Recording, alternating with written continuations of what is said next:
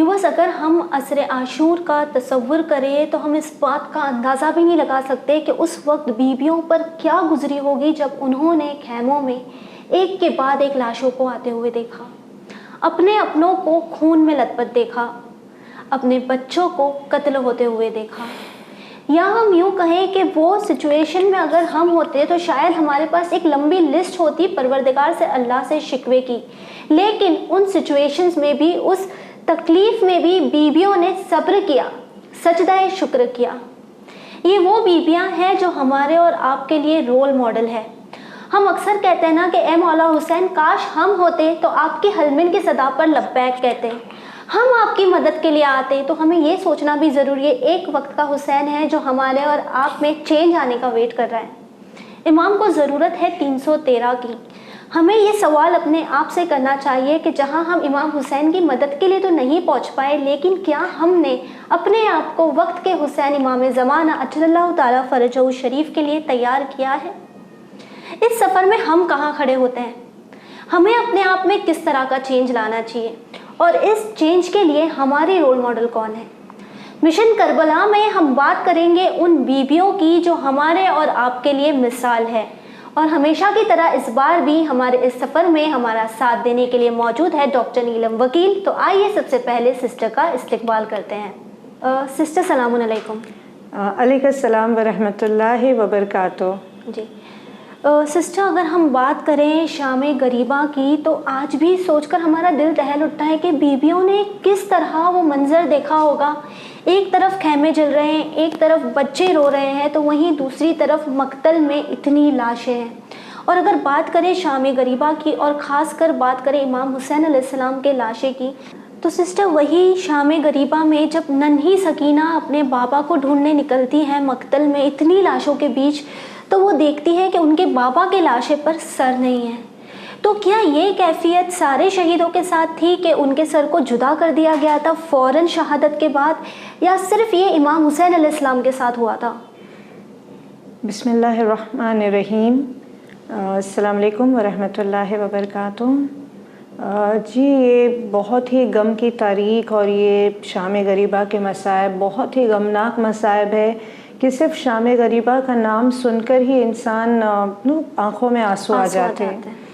और इमाम हुसैन अलैहिस्सलाम के बारे में, यानी जैसे अभी आपने इंट्रोडक्शन में कहा कि जनाब ज़ैनब सलामुल्लाह अलैहा तिल्ला ज़ैनबिया से जब देख रही थी तो यानी फ़ौरन शहादत के बाद जनाब ज़ैनब सलामुल्लाह अलैहा ने देखा कि मौला हुसैन अलैहिस्सलाम का सर नेज़े पे उठा दिया गया था। सो इस बात में तो कोई इख्तलाफ नहीं है। तमाम किताबें, तमाम हिस्टोरियंस ये कहते हैं कि मौला हुसैन अलैहिस्सलाम की शहादत के फ़ौरन बाद आपके सर मुबारक को बॉडी से जुदा कर दिया गया था और नेज़े पे बुलंद कर दिया गया था। जी। जब हम दूसरे शहीदों की बात करें, जितना हमने किताबों में पढ़ा है कि कुछ शहदा ऐसे थे कि जिनका सर शहादत के फ़ौरन बाद जुदा कर दिया गया था। फौरन सभी शहीदों का नहीं, तमाम शहीदों के बारे में नहीं मिलता है। कुछ शहीदों के बारे में मिलता है, जैसे कि जनाब वहब कल्बी है, जनाब अम्र इब्न जुनादा है। तो कुछ ऐसी शख्सियत थे कि जिनकी शहादत के फ़ौरन बाद उनके सर को वहीं कलम कर दिया गया और यानी खैमे की तरफ लौटा दिया गया था। जी। और फिर बाद में उनको भी नेज़ों पे बुलंद करके बाज़ार कूफा और शाम की तरफ ले जाया गया। कुछ शहदा ऐसे हैं कि जिनके बारे में जैसे हम पढ़ते कि जब जनाब अली अकबर अलैहिस्सलाम शहीद हुए, या जनाब हबीब इब्न मज़ाहिर शहीद हुए, या जिस वक्त जनाब ओन मोहम्मद के लिए या हज़रत कासिम अलैहिस्सलाम के लिए मिलता है कि ये अभी ज़िंदा थे, यानी इनकी सांसें चल रही थी जब इमाम हुसैन अलैहिस्सलाम उन तक पहुँच चुके थे। यानी जब ये ज़ीन से ज़मीन पर आए, जब ये घोड़े से ज़मीन की तरफ आए, तो इन्होंने अपनी ज़िंदगी में अपने इमाम को मदद के लिए पुकारा था और इमाम हुसैन अलैहिस्सलाम उन तक पहुंच भी गए थे। तो जिनके करीब इमाम हुसैन अलैहिस्सलाम पहुंच गए, इमाम हुसैन अलैहिस्सलाम उनको खैमे तक लेकर आए थे, सिवाय मौला अब्बास के। बट दूसरे शहीदों के लिए मिलता है कि ये इमाम हुसैन अलैहिस्सलाम जब उनको खैमों तक लेकर आए तो उस वक्त उनकी शहादत के फ़ौरन बाद सर को जुदा नहीं किया गया। So there is a chance कि ये प्रोबेबली नेक्स्ट डे हुआ था। यानी कुछ शहीद इमीडिएटली उनके सरों को कलम कर दिया गया। और कुछ शहदा के बारे में मिलता है कि ये नेक्स्ट डे यानी जब ये काफिला करबला से कूफे की तरफ रवाना हो रहा था उस वक्त जिस्मों से सरों को जुदा करके नेज़ों पे उठा दिया गया था। जी, यानी इमाम हुसैन अलैहिस्सलाम के सर को ही उसी मौके पर जुदा किया गया। तो इमाम हुसैन अलैहिस्सलाम और कुछ दूसरे शहदा के सरों को उसी दिन फौरन शहादत के बाद जुदा कर दिया गया। तो कोई खास वजह थी इस तरह के रवैये की चंद शहदा के साथ और ख़ासकर इमाम हुसैन अलैहिस्सलाम के साथ? इसमें देखिए एक चीज़ तो ये है कि अगर हम सिर्फ इमाम हुसैन अलैहिस्सलाम की बात करें तो हमने 9 मुहर्रम की भी जब हम हिस्ट्री पढ़ते हैं और 8 मुहर्रम 9 मुहर्रम के लिए इसमें मिलता है कि इब्ने ज़ियाद और यजीद स्पेसिफिकली ये चाहते थे कि इमाम हुसैन अलैहिस्सलाम के सपोर्टर्स ना रहे। यानी वो जो मुख्तसर इमाम के अंसार थे जिसको हम नॉर्मली वी से 72, तो ये चाहते थे कि वो भी इमाम से जुदा हो जाए। तो इन्होंने बार बार कहा था कि लश्कर यजीद की तरफ से ये पैगाम आता था, कभी अमान नामा आता था कि हम चाहते हैं कि तुम इमाम हुसैन का साथ ना दो, हमारी तरफ आ जाओ। तो किसी को अमान दी जा रही है, किसी को वॉर्न किया जा रहा है, धमकाया जा रहा है कि ये किसी तरह इमाम के सपोर्टर्स को जुदा करना चाहते थे। सो इनका जो मेन मकसद था वो सर हुसैन था, नवासे रसूल का सर। जी, उमर साद क्या चाहता था कि मैं सब उसने क्या कहा था कि देखो गवाह रहना कि मैंने सबसे पहला तीर चलाया है, मैं कातिल इमाम हुसैन हूँ। तो हर एक ये समझता था जो लश्कर यजीद में जो मलून थे अल्लाह उन पर लानत करे कि वो हर एक ये समझते थे कि अगर हम इमाम हुसैन अलैहिस्सलाम के सर को हमें मिल जाए तो हमको ज़्यादा इनाम मिलेगा। तो वो यजीद की निगाह में या इब्ने ज़ियाद की निगाह में एक पोजीशन बनाने के लिए ये चाहते थे कि हमें ये सर मिल जाए और हमें इनाम मिल जाए, तो हम ले जाएं उसे। हाँ, तो उनका जो मेन मकसद था वो यही था कि इमाम हुसैन अलैहिस्सलाम का सर किसी तरह फ़ौरन इब्ने ज़ियाद तक पहुँचे और वो खबर यजीद तक पहुँच जाए। और इसीलिए हमको हिस्ट्री में मिलता है कि जब इमाम हुसैन अलैहिस्सलाम शहीद हो गए और सर नौके नेज़ा पे बुलंद हुआ तो उमर साद ने कहा कि मैं चाहता हूँ कि ये सर अभी इसी वक्त इब्ने ज़ियाद के पास पहुँच जाए, फ़ौरन। अच्छा, कैफियत क्या है? इफ़ यू इमेजिन हमारा पढ़ना बहुत आसान है, बट अगर हम उस 61 हिजरी पे जाते हैं तो यू थिंक कि एक तरफ आंधियाँ चल रही है जी, आसमान से खून बरस रहा है, दूसरी तरफ यानी एक अजीब ऐसे क़यामत के आसार नज़र आ रहे, ज़मीन को ज़लज़ले आ रहे। तो इतनी शदीद तूफ़ान और आंधी और एक वहशतनाक माहौल के अंदर जब उमर साद ये कहता है कि इमाम हुसैन अलैहिस्सलाम का सर अभी इसी वक्त कूफा पहुँच जाना चाहिए, रात हो चुकी है, शाम गरीबा ऑलमोस्ट शाम गरीबा हो चुकी है। तो ये शाम गरीबा और ये अंधेरा और ये जलजलों का आना और ये आंधियों का चलना and then from all the way from Karbala to Kufa यानी वो अराउंड जो 84 किलोमीटर्स जो घोड़े के ऊपर तो चलो जल्दी पहुंच जाएंगे, बट वो जो मंजर था कि now we get in the books के ये काम इसने सुपुर्द किया था उमर साद ने खोली और हमीद इब्ने मुस्लिम। अच्छा, इन दो लोगों को दिया था। हमीद इब्ने मुस्लिम कौन है? ये रिपोर्टर है। ये जो पूरी तारीख करबला की जो रिपोर्टिंग कर रहा था यजीद की तरफ से, ये वो है। और खोली जो कि कातिल था इमाम अली अलैहिस्सलाम के बेटों का, जिसका एक रोल मिलता है हमको तारीख करबला में। तो खोली भी पिसर साद का एक कमांडर था, एक कमांडर इन चीफ में उसका शुमार होता था कि इसके अंडर भी कितने हज़ार का लश्कर है, तकरीबन 3000 का कि कुछ लश्कर इसके अंडर भी था। बहुत कम किताबों में मिलता है, जैसे सैयद माजिंदरानी वगैरह लिखते हैं कि शिम्र गया था सर लेकर, बट मैक्सिमम जो हम बुक्स में पढ़ते हैं और जो ज़्यादा उलमा के नज़दीक सही पाई जाती है उसमें खोली और हमीद इब्ने मुस्लिम का नाम आता है कि ये 2 लोग थे कि जो इमाम हुसैन अलैहिस्सलाम के सर को लेकर कूफे की तरफ रवाना होते इन शाम गरीबा इटसेल्फ। जी, यानी माले दुनिया की खातिर इमाम हुसैन अलैहिस्सलाम का सर कलम भी कर दिया गया और साथ ही ये कोशिश भी की गई कि वो उसी रात शाम गरीबा में कूफा पहुंच जाए। सिस्टर, ये जानना भी ज़रूरी है कि काफ़ी बार ये कहा जाता है कि इमाम हुसैन अलैहिस्सलाम का सर वो पहला सर था जो नौके नेज़ा पर बुलंद किया गया। यस, हमको हिस्ट्री की ज़्यादातर किताबों में यही मिलता है तारीख में कि इमाम हुसैन अलैहिस्सलाम वो पहली पर्सनालिटी, वो पहली शख्सियत है पूरी तारीख इस्लाम में कि जिनका सर नेज़े पे बुलंद किया गया। बट इन फ्यू रिवायत ये भी मिलता है कि देयर वाज अ पर्सन जनाब अम्र इब्न हुमक कि जो सहाबी रसूल सल्लल्लाहु अलैहि वसल्लम थे, नबी के सहाबी थे और इमाम अली अलैहिस्सलाम से भी उनके भी डिसाइपल, उनके भी सहाबियों में इनका नाम आता है और इन्होंने काफ़ी सपोर्ट किया है रसूल खुदा सल्लल्लाहु अलैहि वसल्लम का।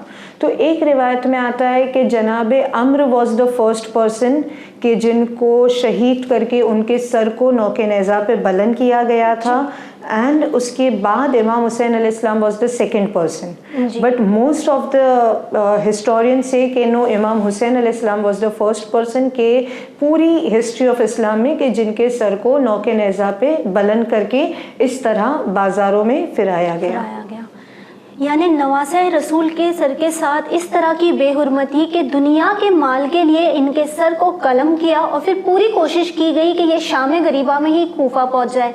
तो सिस्टर, ये जो इरादा था उसी रात सर को पहुंचाना, इब्ने ज़ियाद को खुश करना, खूली का उसी वक्त निकलना, क्या ये इरादा पूरा हो पाया? नहीं, बिकॉज क्योंकि मैंने अभी बयान किया ना कि हालात ऐसे नहीं थे। क्योंकि देखिए ज़लज़ले आ रहे, तो ज़लज़ले आ रहे तो जाहिर सी बात है कि वो बेज़बान जानवर ही सही, हॉर्स, बट वो भी कुछ इमाम की मारिफत रखता था। तो वो घोड़े को दौड़ाना और वो ज़लज़लों के और आंधियों के और खून की बारिश और पत्थरों की बारिश के दरमियान पहुंचना। सो इन द मीन वाइल क्या होता है कि इनको पहुंचने में देर हो जाती है। खूली और हमीद इब्ने मुस्लिम, जब ये दो लोग चले हैं तो इनको पहुंचने में देर हो जाती है और ये बात का एहसास खुद उसे भी हो जाता है कि अब मुझे इतना लेट हो गया है कि दारुल इमारा के दरवाजे बंद हो चुके होंगे, दरबार के दरवाजे बंद हो चुके होंगे। So this is not the time to meet Ibn Ziyad. तो खूली इब्ने यजीद अज़बगी के बारे में मिलता है कि खूली का घर कूफे में या may be on the outskirts of Kufa ये रहता था या कूफे में रहता था। तो इसने सोचा कि क्यों ना मैं आज, वैसे भी थका हुआ था क्योंकि इसने भी एक कातिल था, लश्कर यजीद का एक कमांडर था, तो इसने भी काफ़ी जंग में हिस्सा लिया था, करबला के जंग में इसने भी एक रोल इसका भी था। तो ये जो सुबह से मैदान जंग में था तो थका हुआ भी था, तो ये सोचता है कि क्यों ना मैं आज रात आराम कर लूँ क्योंकि वैसे भी दरबार के दरवाजे बंद हो चुके।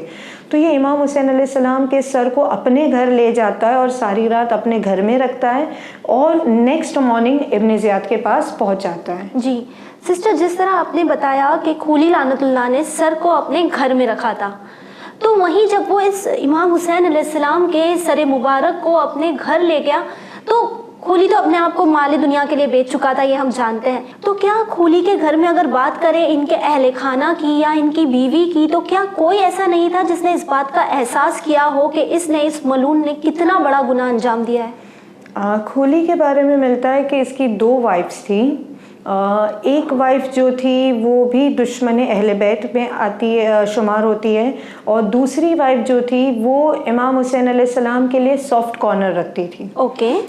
इसके बारे में मिलता है कि इसका नाम बीबी नोरा या बीबी नवर है। इट्स नून वाव रे अलिफ, सो इट्स बीबी नूरा या बीबी नवर, लाइक कैसे हम इसको प्रोनाउंस करते हैं। और ये हजरमी कबीले से थी और नवर बिनते मालिक, और ये अहले बैत के लिए सॉफ्ट कॉर्नर रखती थी, चाहने वाली थी। इससे कुछ हद तक तो पता था कि क्या हो रहा है, बिकॉज जनाब मुस्लिम इब्न अकील की शहादत और खूली का करबला की तरफ जाना, तो इसको कुछ हद तक तो पता था कि हालात क्या है और ज़माना नवासे रसूल का दुश्मन हो चुका है, तो वो जानती थी। बट इसको इतना डिटेल में नहीं पता था कि आज ही जंग हुई है, आज ही इमाम शहीद हुए और मेरा शौहर उनके कातिलों में, ये सब शायद वो इतना डेप्थ में नहीं जानती थी। नाउ जब खूली पहुंचता है घर तो इसने इमाम हुसैन अलैहिस्सलाम के सर को तनूर में छुपा दिया। तनूर यानी जहाँ पे अंडरग्राउंड जहाँ पे रोटियां सेकी जाती, तो उसने तनूर के अंदर इमाम के सर को छुपा दिया, उसको ऊपर से कवर कर दिया कि घर में किसी को पता ही ना चले कि, क्योंकि ये प्रोटेक्ट भी करना चाहता था। क्योंकि देखिए कूफे के अंदर ये एक बात तकरीबन तमाम दुश्मनान अहले बैत जानते थे कि जो सर पहुंचाएगा उसको बड़ा इनाम मिलेगा। तो ये चाहता था कि मैं इसको प्रोटेक्ट करूं मौला के सर को, क्योंकि ऐसा ना हो कि कोई और उसको चुरा के ले जाए और वो इनाम ले ले। तो उसने सर को छुपा दिया था कि मेरी वाइफ को भी ना पता चले, किसी को भी ना पता चले। और इसकी 2 वाइफ्स थी, तो उस दिन ये जिसके साथ था वो बीबी नवर थी। तो आधी रात को या कुछ वक्त गुजरने के बाद इन्होंने महसूस किया कि इनके घर से खुशबू आ रही है और इनके आंगन से नूर निकल रहा है जी, जहाँ तनूर था। हाँ, तो ये एक नूर की कैफियत देख रही है, ये परिंदों को तवाफ करता हुआ देख रही है। तो ये बेदार होती है और ये एकदम से खोली से पूछती है कि ये क्या हो रहा है। तो he is like I don't know, मैं थका हुआ हूँ, मुझे सोने दे। कुछ किताबों में जैसे नफ्सुल महमूम वगैरह में है कि जब बीबी ने बहुत इसरार किया, बहुत पूछा, तो खोली के तो ये क्या लेकर आया, ये तूने क्या छुपाया है। तो खोली जवाब देता है कि मैंने वो खजाना छुपा के रखा है कि इसके सामने सोना चांदी तो कुछ भी नहीं है और हमारी पूरी नस्ल बैठे बैठे खा सके इतना बड़ा खजाना मेरे हाथ लगा है। और वो ये कह के सो जाता है। तो बीवी पूछती है कि कौन है, बता तो सही, ऐसी क्या चीज़ तो लेकर आया है। तो ही सिंह कि ये इमाम हुसैन का सर है, ये नवासे रसूल का सर है जी। और वो इतनी शॉक्ड हो जाती है, वो सर पीटने लगती है। वो कहती है कि लाइक तू अपने सेंसेस में भी है कि तू क्या कह रहा है, यानी तू किस चीज को किससे कंपेयर कर रहा है। तू लोग अपनी औरतों के लिए गिफ्ट में गोल्ड लेकर आते, ज्वेलरी लेकर आते, तू नवासे रसूल का सर लेकर आया और तू उस पर फख्र कर रहा है। तो शी सिंह कि I have no relations with you, मैं तेरे साथ नहीं रहूंगी, I don't want to stay with you. और वो एहतजाज करती है, वो अपनी जो तबर्रा जो दिखाना है कि नहीं, वो इजहार करती है बारात का कि मैं आज से तेरे साथ कोई रिलेशन नहीं रखूंगी and I am going out of your house जी। और उसी वक्त वो खोली को वहाँ अकेला छोड़कर आ जाती है, बट किसी तरह वो इस बात को ध्यान नहीं देता, वो सो जाता है। और फिर बीबी नवर अपने कमरे से निकलकर उस तनूर के पास आके बैठ जाती है जी। अब बीबी नवर को इस बात का एहसास तो हो गया कि कूली ने कौन सा काम अंजाम दिया है। तो जब उन्हें पता चला कि तनूर में इमाम हुसैन अलैहिस्सलाम का सरे मुबारक है, तो उसके बाद इनका किरदार क्या रहा, इनका रोल क्या रहा, उन्होंने क्या किया?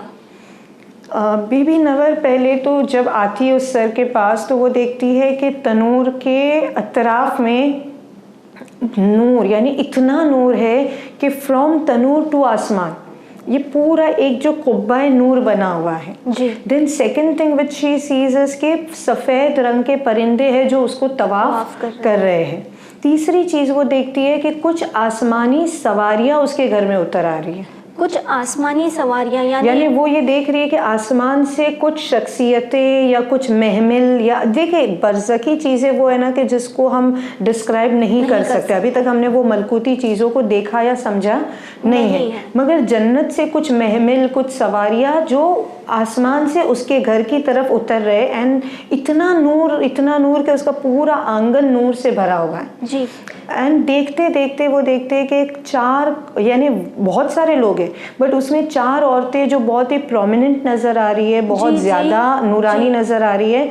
और उनमें से एक खातून है जो उस तनूर से सर निकाल कर अपनी गोद में रखती है और खूब गिरिया करती है कि मेरे प्यासे, मेरे शहीद, मेरे मजलूम। और वो एक नौहा, एक मरसिया जो हमको किताबों में मिलता है कि उस खातून ने सरे इमाम हुसैन अलैहिस्सलाम को गोद में लेकर एक मरसिया पढ़ा। और वो जो कैफियत देखी तो बीबी नवर एकदम शी इज अमेज्ड कि ये मेरे घर में क्या हो रहा है और ये सब कौन उतर आ रहे हैं जी। तो सिस्टर, क्या किताबों में नाम मिलता है उन बीबियों का कि वो बीबियां कौन थी जिन्होंने इमाम हुसैन अलैहिस्सलाम के सर मुबारक को अपनी गोदी में लेकर गिरिया किया, या उन बीबियों ने जनाब नवर से क्या कहा?